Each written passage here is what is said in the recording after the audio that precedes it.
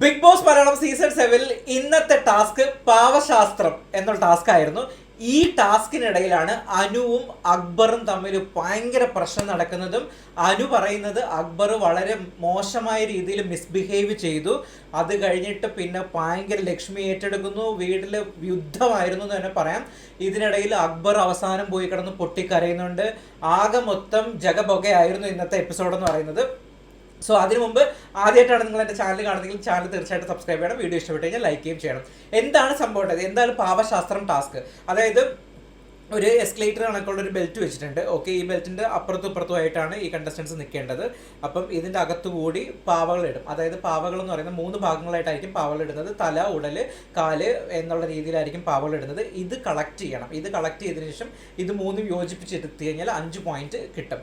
അങ്ങനെ മൊത്തം 3 റൗണ്ടായിട്ടായിരിക്കും ഈ പാവശാസ്ത്രം മത്സരം നടക്കുന്നത്, മീൻസ് ടാസ്ക് നടക്കുക. ഓക്കെ, സോ അപ്പോൾ 2 പേരുമായിട്ട് സോ എല്ലാവരും അപ്പുറത്തും ഇപ്പുറത്തുമായിട്ട് രണ്ട് സൈഡിലായിട്ടാണ് നിൽക്കുന്നത്. ഇതിൻ്റെ ഇടയിൽ അനു നിൽക്കുന്നതിൻ്റെ ഏരിയ കംപ്ലീറ്റ് ഫില്ലായി. അനു നിൽക്കുന്നതിൻ്റെ തൊട്ട് പുറകിലായിട്ടാണ് അക്ബർ നിൽക്കുന്നത്. ഓക്കെ, ഈ അക്ബർ നിൽക്കുന്ന സമയത്ത് തന്നെ അക്ബറിന് അറിയാലോ നല്ല ഹൈറ്റും വെയിറ്റും ഒക്കെ ഉള്ള ആളാണ്. അനു അറിയാലോ വളരെ ചെറുതാണ്. സോ അക്ബർ നിൽക്കുന്ന സമയത്ത് തന്നെ അനു ആദ്യമേ പറയുന്നു, നീ എന്തോ എന്നെ ഒരുമാതിരി ബാഡായിട്ടുള്ള രീതിയിലാണല്ലോ നിൽക്കുന്നത്. അതായത് നമ്മൾ അറിയാമല്ലോ എന്താ ഉദ്ദേശിച്ചത്. ഇപ്പം എങ്ങനെ പറയും, ഇപ്പം ഒരു പുരുഷനൊരു സ്ത്രീയുടെ പുറകിൽ എത്ര ക്ലോസ്ഡ് ആയിട്ട് ചേർന്ന് നിൽക്കുമ്പോഴത്തേക്ക് പറയുന്നത് അത് ബീപ്പ് ചെയ്താണ് കേൾപ്പിച്ചത്.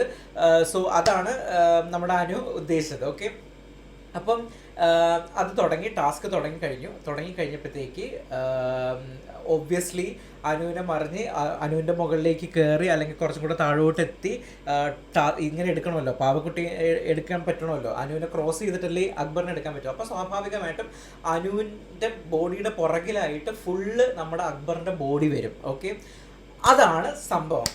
ഒന്ന്, ഇതൊരു ടാസ്ക്കാണ്. സോ അക്ബറിന് വേറെ ഓപ്ഷൻ ഇല്ല, അല്ലെങ്കിൽ വേറെ പ്ലേസിൽ നിൽക്കാൻ വരുന്നത്. പക്ഷെ അക്ബർ സെലക്ട് ചെയ്ത ഏരിയ അതാണ്. 2, അനു പറയുന്നത് വളരെയധികം സത്യസന്ധമായിട്ടുള്ള കാര്യമാണ്. കാരണം അനുവിൻ്റെ ദേഹത്ത് അക്ബറിൻ്റെ ബോഡി ഉണ്ടായിരുന്നു, അത് സത്യമാണ്. പക്ഷേ ഇതൊരു ടാസ്ക്കാണ്, ഇതൊരു ഷോയാണ്. അതുകൊണ്ട് ഒരു നെഗറ്റീവ് രീതിയിൽ, ഒരു മിസ്ബിഹേവിങ് രീതിയിലേക്ക് പോവേണ്ട തരത്തിലുള്ളൊരു പ്രശ്നമായിട്ട് അനു ക്രിയേറ്റ് ചെയ്യേണ്ടായിരുന്നു. അത് അനു ഉണ്ടാക്കുന്നു.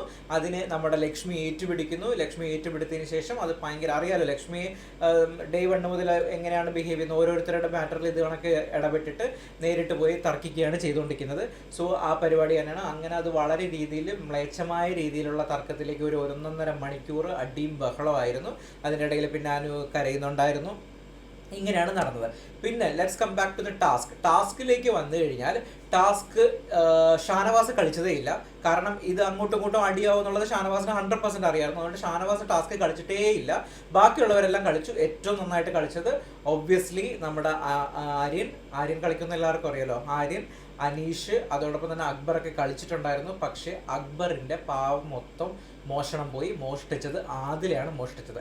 ഇത് മോഷണം പോയതിന് ഒരുപാട് പാവക്കുട്ടികളുണ്ടായിരുന്നു. ഇത് മോഷണം പോയത് സഹിക്കാൻ വയ്യാതെയാണ് നമ്മുടെ അക്ബറിൽ നിന്ന് കരയുന്നത്. കാരണം ഓൾറെഡി അത്രയും അലിഗേഷനും എല്ലാം കേട്ടിട്ട് ഒപ്പിച്ച പാവയാണ്.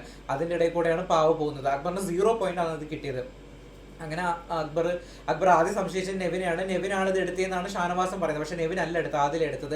കാരണം നെവിൻ എടുത്തത് സാബു എടുത്ത 2 പാവക്കുട്ടിയായിരുന്നു നെവിൻ അടിച്ചു മാറ്റിയത്. ഇത് ഷാനവാസ് കണ്ടതിന് ശേഷം അക്ബറിനെ പറയുന്നത് നെവിൻ എടുക്കുന്നത് ഞാൻ കണ്ടായിരുന്നു, നെവിനാണ് എടുത്തതെന്ന് പറഞ്ഞത്. പക്ഷേ അക്ബറിന് അതിൻ്റെ ക്ലാരിഫിക്കേഷൻ കിട്ടിയിട്ടില്ല. കാരണം ബാക്കി ആദിലൊന്നും ഒരു കാരണവശാലും സമ്മതിച്ചു കൊടുക്കാൻ പറ്റില്ല, സമ്മതിക്കുന്നുമില്ല.